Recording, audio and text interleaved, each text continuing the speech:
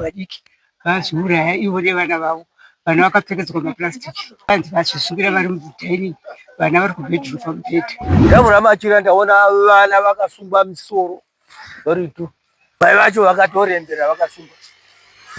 Dai anga asina kuuraya hake vana azviendera zvake wega. Muzera wavo gore ne7 mudika ne4 years. Arombe aona upenyu hwemurume kuti hwakufamba zvakanaka pakuendeka, atsvagawo mubatsiri kwakuchinodzoka.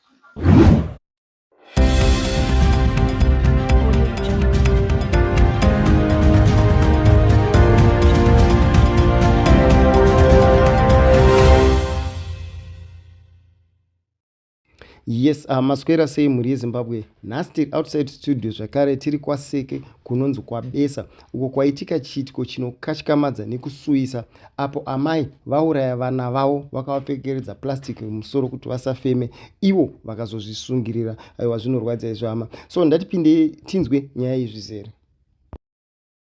Yes, maswera veremuri yeZimbabwe. Vari zvino ndimire nababa vemukomana uyo ane mudzimai azvipfudza. Saka baba, mungatsanangurawo zvizere kuti chii chakanyatsoitika, zvinhu zvimazvo zvinzwa kukuvai kuti ndo chiitiko chaitika ichi. Nyaya iripo ndeyekuti ndini baba vanga vachifidha zvipfuwo zvavo panapa zuva nezuva, ivo vari kumabasa besa.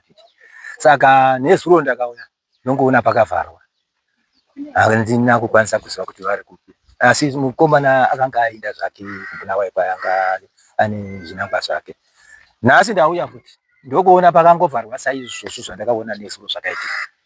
Saka pazouya musikana anga achisevenzera uyu muroora wangu, ndo azouya kuti baba, sekuru ndanoka, ndikanoka ndakatozodzikana ndikarara panze. Saka ndizivi kuti zvakaita sei. Saka ipapo ndopandabva ndafonera mukomana kuti aiwa, pane cheni apa gate, asi handisi kuiona. Musikana ndo azoti cheni iyo yakatosunga mukati iyo, yakasunga madho nokukiwa. Ndobva ndati zvinotodiko izvo. Mukomana wangu ndobva ati indai seri kune hwindo rese, indai mutozama kungorivhura. Ndobva raitawo sezviro kwazvinobva ravhurika. Pandazobuda wane machira akangounganidzwa pamubhedha, ndobva ndavhura machira aya. Ndavhura machira ndaona vana vakasungwa misoro varitu. Ndobata vana kudai shando, ndobva ndavhara dhora, ndobva ndauya kune rimwe dhoro kunoko. Saka vana vakasungwa nani? Ndobva ndauya ndoona mai vacho vakatorembera vakasungwa, vakazvisungirira. Zvinorwadza izvi muri yeZimbabwe. Saka musikana webasa akauya nezuro, right? Auya nezuro kudaro akanoka padho, takaona kuti sure makanzwa kuti anga ana kanoka but haana kupindura. Haana kupindura nokufona foni ya gasa wake haana kudai. Asi alamu yaingorira mumba imomo. Zvinorwadza izvi. Saka which means amai ava vakanga vatozviuraya kudhara, vanga vatozvisungirira pakauya musikana uyu. Vanga vatozvisungirira kudhara. Ndinofunga nezuro wacho vakaswera pakakiwa. Saka musikana webasa uyu akazoya dziri nguvai? Auya nhasi makuseni. Alright. Nekuti imba ndogara nechezasi. Saka ndingati nini nyaya yazonyanya kunditambudza, ndikati kana nyaya yakadai nganditomanya kwaSabhuku, ndokuti anga tataurira Sabhuku ndigoenda kumapurisa. Zvinova ndizvo zvandaita. Alright. Tikunzwa kuti vakambinge vakaseparate. Right. Vana vanga vakaseparate, vakatoramba, hakwena kuseparate, kurambana. Ikatotongwa kukoti kuchitungwisoko. Vakanzi share your property, vakashare na property yavo. Only about 3 to 4 weeks. Mukadzi akazovatora the remainder of the property, masola ake. Akatoya ndini ndakatosiwa nomurume achiti baba mugozosvitsa maita tenda zvinhu zvake. Shuwa ndakamusvitsa ndokubva nemota yanga ndativaita. Alright. Then kurambana kwavanga vaitaka sendi ndini ndakatenga. Alright. Ndeyangu ndakangozoti vanagara, that was 2018. Saka vakawedzera imba marooms 2 mberi. Alright. Saka ini ndakati vana vazukuru vangu ndo vachavaemba, imi ichibva ipano. Saka I went to kuna lawyer. ndoko vavasamoniwa vabva vaitwa eviction order vese handina kuivhikita one person ndakaivhikita vese nomusi weFriday tsamba yacho ndopayakauya apa. Okay. Saka ndokubva vatambira mwe tsamba yake. Saka ndomamirira akaita zvonai. Saka toti chazoita kuti mukadzi uyu azviuraye chingava chi wozi kudzoka akadzoka ndizvozvo ambotuta zvinhu zvake akatombogara kudzoka akadzoka rini pamba pane about 7 days ago. 7 days about 7 days ago. All right. Akauya kumba kwangu akati baba ndadzoka ndikati wadzokerei imi makarambana kukoti zvinozikanwa nemunhu wese. Ngaza ndadzoka panapa ndangudzoka. Akauya kumba kwangu usiku 12 o'clock. Auya nerori yakanga haya neproperty yake. Ndikati ina asi murume wacho aiwamo uyu mwana wangu. All right. Avanombokwanisa kutaura vese. Havana kutaura. Asi ndoba takazoenda kuzvikanzi share them rooms. Saka ndakazonge ndati uyu marooms ake umwe neproperty yake. Mumamirira zvakatoita. Zvinorwadza izvi. Mungaita ruzivo baba kuti chazosvisika pakuti mukadzi uyu asarudze kuuraya vana neupenyu hwake zvakare chingava chii? Utsinye hwekuti handidi kusiya vana vangu vakamira nababa vacho, asi baba vacho vangaita maintenance vachipa everything. Zvinhu zvinorwadza izvi. Oita utsinye but all right, pakudzoka kwavakaita amai ava hapana here kupopotedzana kwamakambonzwa kwavakaita? Handina kumboinzwa, asi ndinotongofunga kuti akadzoka ane plani yekuzviurayira pano. Ndokungofunga kwandazoita nhasi. All right. Tikunzwa zvakare kuti uyu mukomana uyu anga atsvaga mumwe mukadzi zvakare. Tingati kuti ndizvo here zvazosakisa menhu? Amene kuti it could be that one. Nekuda kwekuti mumwe wanga aita move on. Amene kuti anga adiwe kwake koko atizivi zvaitawo. Ati uyu anga aita akatounza mukadzi wake ndakuda kuroora uyu. Ati chadi yatarambana izvi. This is very legal. Zvekuti apa kurambana kwavaita pinge pani nguva yakareba sei varambana? 8 months. 8 months. All right. Achizodzoka 1 June. Akadzoka mwedzi June uno. All right. Achiskozviuraya. Achiskozviuraya. Zvinhu zvorwadza. Saka mwana wenyu mukomana uyu tanzwa kuti ari kubulawayo. Atoya anzi ari pangera pa polisi. Chiri kushowground. Saka mamufonerawo here paitika chitiko ichi? Ndio chinhu chandatanga zvindanga chotiti ndai kuwindo rese rinovhurika kana muchida kuona zviri mukati. Alright, mashoko enyu akuudzewo mushure kunge anzwa chiitiko ichi ati chiwo iye pachitsvake? Ati ndakutouya nione kuti zvakamira sei. Nekuti angoita silent pandamuudza kuti ndonyaya yaitika. Angoita silent. Shame. Ndiso yendinoda ndeyekuti kana maita maproblems mumba menyu muna vakuru vari munzvimbo navanoita basa racho recounseling vaya dei mavaita engage chete ende muchiteererawo maengagements munenge maita iwaya kuti mumwe anongozara woita chindini chake woita your choice zvino hazvizomire zvakanaka mberi. Baba mungatsanangurawo kuti pachivanhu chedu zvinorevei kana munhu achinge auya kuzozvipfudzira mumusha mevanhu kudai? Mazire ndoita kuuya kuzotsveta mweya wetsvina munomusha. Mweya yetsvina iyoyo ndo yaakazama kufunga kuti nganditozviurayira pamba pagumbo. Ndo nyaya yacho yaakada kuramba. Dei akanga achida kwaanga achigara kweiti kweziya kana kuti aisiya hake vana kuna nambuya vacho. Zvaitwa nani? Nourayana vana. Asi nyaya huru ndeyo mweya wetsvina waada kusiyira kuti tive netoti gumbo. Isitangonzwa takagara padzimba apo zvichinzi chiyamai gumbo vadiki vazviuraya ivo nevana vavo. Vana vakapfekedzwa mapurasitiki. Ivo vanzi vazvisungira vari mudhaini, vana vari kubhedhuru pamubhedha. Saka zvinhu zvakadaro hazviwanzi kuda kuitika, zvinowanzoita shura rinodaro rekuti kana wakanganisika vana havana mhosva. Angadai afunga zvake kuzviuraya iye kana kuenda kumusha kwake semaendero akanga akaita kwaakadzokerei. Murume anoita zvaanoda nokuti wakamusiya. Haangarambidza kuita zvaanoda nokuti hauna kurambwa. Wakaenda uchichichi ndakuenda ndikugarire Rombe.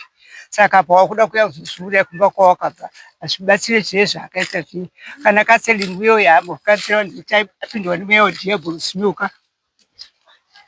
Zvinorwadza gogo. Saka mungaiti vakati mbingi varambana vangwani vakaenda akaenda kwatone mazuva. Alright. Asi asenza kukotika. Takaanza chinzi aisenza kuti aifurwa nemukuru wake kuti pamurume wachirundi. Saka tikuzoti akanga adzokera ndani masvondo mairi akadzoka tsorotanga adzoke. Saka toti ndo zvaakadzokera kusvoda izvo. Saka takanzwa chinzi akarohwa.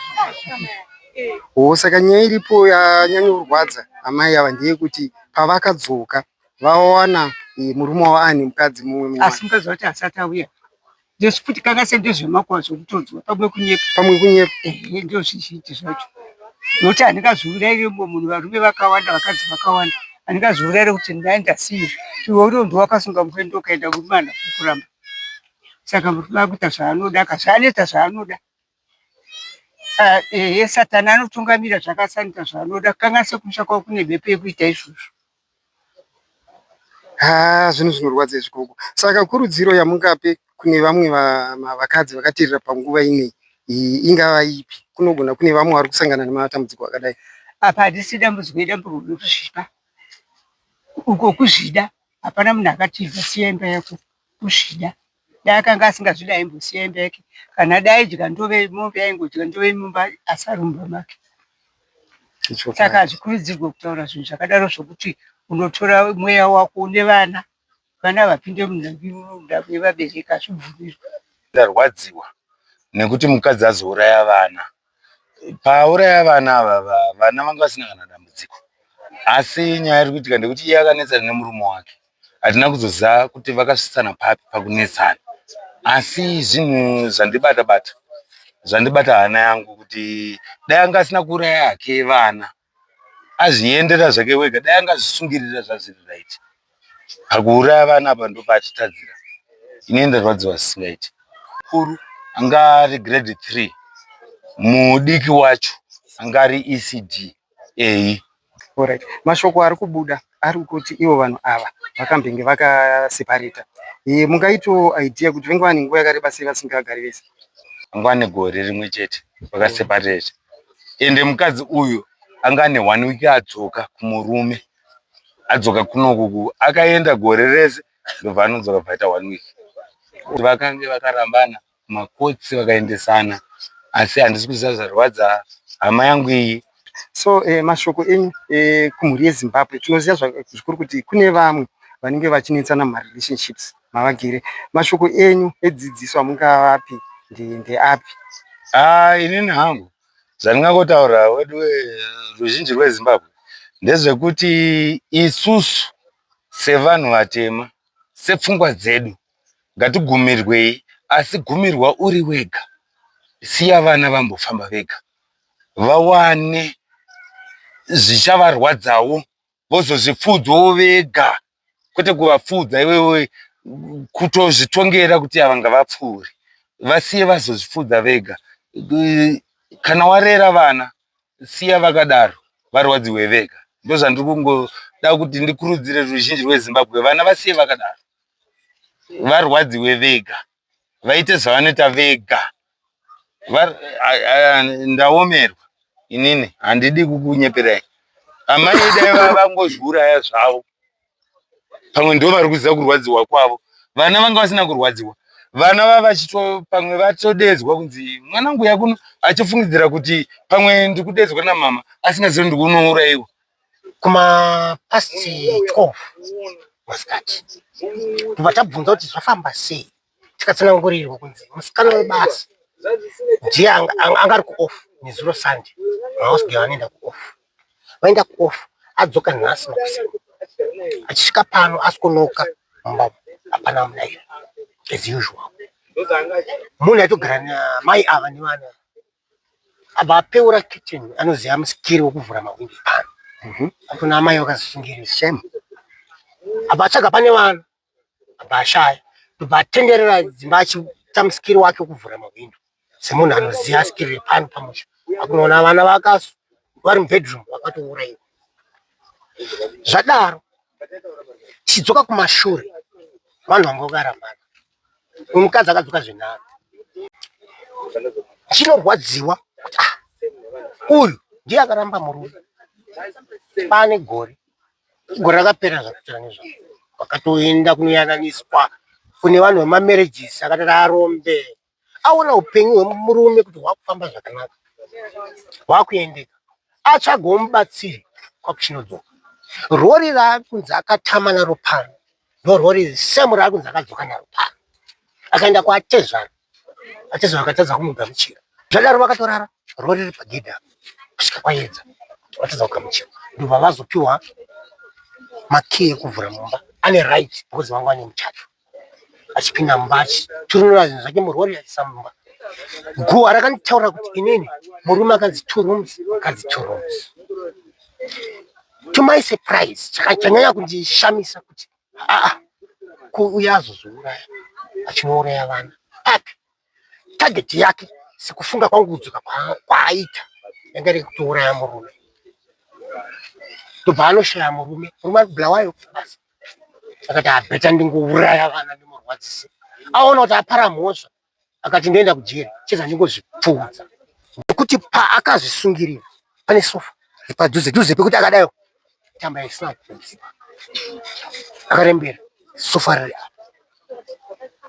akonere kuzvinunura kuenda kurwadziwa netamba akaona kuti inini I have to die because ndikararama ndakuenda kucheri asana mbona chiti kuti kadaro mumusha muno mabesa achiziye kuti kupa vazukuru pekugara vakuti kokera mhepo mumusha chini chandirwadza animboda kunyepera vana veZimbabwe ndo tasangana nazvo muvillage rekwabesa zvinorwadza zvinoshungurudza chaizvo amai ava vanga vane murume wavo vanga vakagara zvakanaka chaizvo vanga vane vana vavo vaviri asi chakanetsa ndechekuti vanhu ava vakanetsana pakugarisana zvakanaka amai vakabva vandobata murume nechihure vabata murume nechihure haana kuzokwanisa kuti vagarisane vakabva vasiyana mukadzi ndokusiya musha ndokundoenda kundogara kuhama dzake asi murume akasara akatsvaga mumwe mukadzi ndokuenda kundomubvisira mari kundoroora asi mukadzi azonzwa sikwisa izvozvo kuti murume akandoroora akabva anoti ndondodzokera kumba kwangu nekuti handidi kuti agare pamba pane mukadzi wake asi achindodzoka vanhu vachindomuona mazuva mashomana akabva andobatwa nemweya wakaipa akabva andosvika pakundouraya vana vake ndokuradzika vana pamubhedha iye ndokundozvisungirira mudaini vabva vafa chinhu zvaitika izvi hama dzangu zvinorwadza zvinosuwisa vana de vanga osiya vana zvavo vari vapenyu ini ndinokurudzira kwamuri hama dzangu kunyanya kumadzimai ndinokumbira kuti muve nemwoyo wekubereka ivai nemwoyo wekubereka de kuri kuti makabatwa nemweya woyo maingokwanisa kungoti ini zvangu ndibeta ndife ndisiye vana vari vapenyu izvezvi zvitarirai yava ngozi kuvana vavauraya kuzi vana vachauya vachindobvunza kuti o mama makatiurayirei zvaiva nane muti mwanangu enda ndotamba panext kana kuti oi mari ndotenga mazipe mosara moita zvamuri kuita hama dzangu musaita zvinhu zvakadaro waona kuti washungurudzika mukati meupenyu hwako wana wekusheya naye kuti hama dzangu ini ndanetseka nezvakati iwewe une rako raunaro iroro une hwani shoko rauchaudziwa nemumwe wako kuti aiwa de wafamba wakadai de wapinda neapa asi unenge uchiziva kuti ndakamboudziwa ungazozvita hako asi unenge uchiziva ndine munhu ambondiudza kuti dei ndafamba ndakadai mwana dzangu musaita zvinhu zvakadaro pano ndiri kutadza kana kutaura nekuti zvandirwadza maererano nevana vana vandirwadza hongu zvinowanikwa vanhukadzi asi kwanisaiwo kusheyawo nevamwe vanhu mukwanise kupiwa maideas akanaka saka kugara kwangu kwachiita pane vamwe vanhu vanogarawo pamba ipapo futi here zvakare kana kuti vange vachigara vari vega nevana vavo kugara kwavachiita pamba pavaigara apa pamba pavatezvara saka vanga vakatosheya marooms ekuti muroora anoshandisa marooms atezvara anoshandisayo azoita kuti zvinhu zvionekwe imaid anga akaenda kuoff zvanga akaenda kuoff obva afona akati andiri kuuya akatosvika madeko asvika madeko ndokunoka ari kuona handisi kuvhurirwa akati bosi vanombopota vachimbobatwa nemabp avo maybe vadi vabatwa nebp yavo regaindisiya akarara panze arara panze ndokumuka kuzonda kuna vatezvara kozi vanga vasiri papo pamba vanga vari kune imwewo imba kwava vaenda ndokundoti ndakauya manheru asi bosi havana kundidavira handisi kuziva kuti chii chatora nzvimbo ndokuchizoya navatezvara kundovhura kundoona vanhu chava chanjo zvichireva izvo kuti zvinhu zvakatoitika vakatouraya vana ava nezuro pamwe chete naivo zvise naiva vakauraya vana nezuro nekuti kutaura kuri kuita vamwe zviri kunzi last scene yavo vakagumisa kubva pawhatsapp na4 o'clock makuseni saka kureva kuti kubva na4 kuzosvikawo vanhu vazozviona nhasi kuma7 kureva kuti ndo time dzavakatozviuraya ipapo ndopavakaita mumedzi dzacho dzise idzodzo zvoma10 11 ndopatazvinzwa kuti kuna amai vazvisungirira newana wese wakaurayiwa mumba zvinhu zvatirwadza mufungi ndinokurudzira hangu kumadzimai kuti kana paine vane masituations anovatambudza mudzimba ngatidzidzei kusheya kana kuendawo kumadzichechi tinonzwa maridzo dzakasiyana siyana dzinotidzoreredza kuzopinda masituation yaitika. Ngatidzidzei kusheya nyaya dzedu, unopiwawo madecision kuti zvisazosvika pasasvika apa nhasi. Inini ndomakurudzira yekuti kana wasangana nenyaya yakadai so, zviri nani wongogara wega. Variko vamwe vakadzi vasina varume vari kugara upenyu hwakanaka kutokunda vane varume. Saka kana wasangana nenyaya yakadai so, zviri nani wongozvishandira kana wongosiyana nazvo, wongobvuma kuti ndozviripo, wakungogara wega. Variko kurarama wakadaro vasina kurohwa, zvinowanikwa muupenyu. Kana warwadziwa usasvike pakuzviuraya kana kufudza vana zvaitwa zvakaoma, zvinotyisa, zvinoshamisa. Yes, muri yeZimbabwe pari zvino ndina mama Muswaka, another local resident zvakare, vane mashoko avada kushare neni as far as this issue is concerned. Saka mama, mungatsanangurawo kuti chingava chii chaitika panyaya yatakaunganira pano nhasi? Isusu tangoitawo zvokunzwa kuti ndozvaitika, auraya vana iye ndobva azviurayawo. Zvamba tazomanyawo ndatangoonawo zvishuwa ndozvaitika, asi dai pane zvanga zvamubata atsvagawo dzimwe shamwari audzawo nyaya yake, aigona kudzorekawo asasvike panzvimbo yaazoita kuuraya vana zvasingaiti, kana kuti dai azviuraya hake ega asiya vana, zvaita zvakaipisisa chaizvo zvisingaitoiti. Saka kurudziro yamungapo kumhuri yeZimbabwe yakateerera panguva ino, tinoziva hongu kuti kune vamwe vanogona vachitori nematambudziko akadai so mudzimba dzavo, mungavape mazano api kuti vange vachibatsirikana? Ungovatiwo kana une zvakubata unoendawo pane shamwari kana hama, wotaurawo nyaya dzako, vanogona kukudzoreredzawo kuregera kusvika pakuende kuzviuraya kudai. Chinhu chakaipisisa chaitika panoichi, chinhu kachamadza. Pamwoyo pedu sezvaitika izvi tinogona kurwadziwa, asi tarwadzisawo nevachada kurarama mangwana. Tine vana vatazokanganisa mukurarama. Saka ini ndinokurudzira kuti kana tichinge tasangana nedambudziko rakadai, kana wanyanya kurwadziwa iwe uriwe pachezvako, zviri nani kuti uzvipedzere uri wega, wosiyawo wachada kurarama mangwana, nekuti izvozvi zvitaafekta wana, tatoita losi yeupenyu hwese. Tine vana vafanira kutichengeta mangwana kana vachazochengeta vabereki vedu, but zvaramba nekuda kwemunhu wani. Kana tichinge tarwadziwa, ndachikumbirawo kuti ngatingoitei zvokuti kana tarwadziwa tingozvipedzawo tiri tega, ende hatifaniri kurwadziwa kusvika ipapo, asi kana tasvika ipapo ngatisiyewo vari kumashure. Pauviri hwavo pane nyaya dzeinfidelity dzachinetsa, saka zvinonzi mukadzi akazodyiwa nenyaya here, because akazowanikwa neumbo hwanga huri overwhelming, and the next thing vachibva zvibva zvazolida to their separation.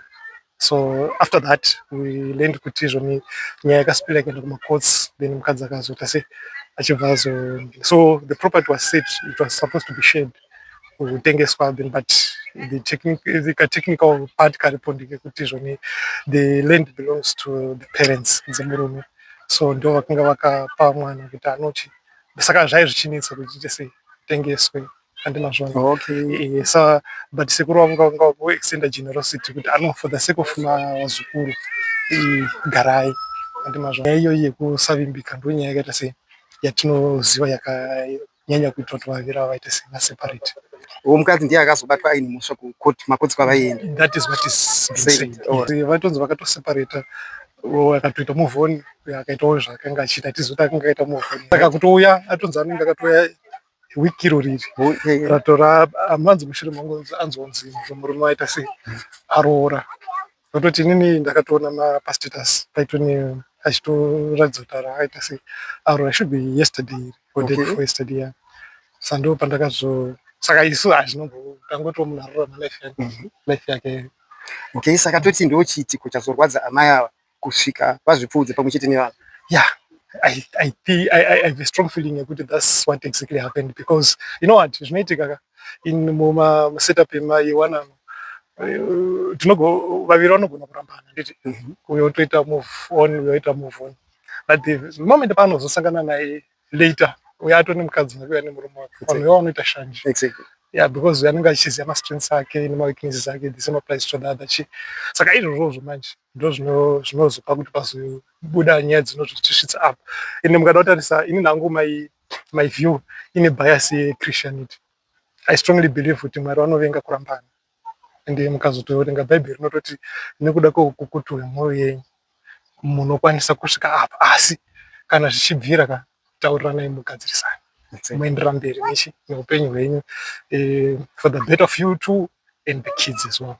They will benefit zvakanyanyisa kunge muri pamwe chete, ende zvinounzawo dignity kuside kwemurume kuside kwemukadzi. But I understand hangu kuti pane macases anonge ari extreme ekuti tega so tinoti ano it's wise kuti vanhu vachiita sei vachiseparate.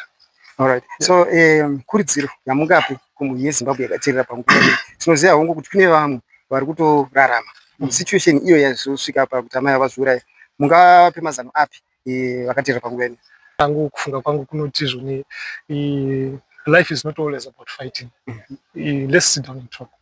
Ende kana tinge tataurirana patakambonyengana tichidanana pane zvakaita kuti tinge tichiita kuti tigare tese. Saka izvozvo ndofunga kuti tikadzokera ikoko kwatakatangira kuti totanga tanamata, ndofunga kuti tinokwanisa kuita come up something chiri nani. Honguva tinogona kudaidza ma-outsiders vouya votikansela handiti, but ndakadzidza kuti kazhinji kacho vanhu tine tichitonga nyaya isiriyo. Because mumwe munhu anogona kuzokudza kuti handiti putseki, but nyaya isiriyo kutatuka. Anye mabonde kuseri. Handimuzvona. Saka I believe kuti vanhu tuka dzidzai kutaurirana muri tu. Ende musadzidze kuengage third parties. Because izvozvo zvinokanganisa. Because you never know the person you are engaging. Maybe atori wana anakurayirwa tu atori worse than you. And you are seeking an advice from such a person. Mukandidaidza unzi shawanitsana nemukadzi gara apa titaure nyaya ndogona kusave information ndokuudza zvamunoda kunzwa. Handiti. But zvinoposha zviri pasi pemwoyo wangu kuti ndisina kuzvitaura. Like in this case mukona handiti vazviuraya. Maybe watozviitira out of love. But if I die leaving my children like this, they are going to suffer. Andirikozvona. Saka isusu tiri kusara tine kuti but mai vakanganisa. Yes, what she did it's wrong.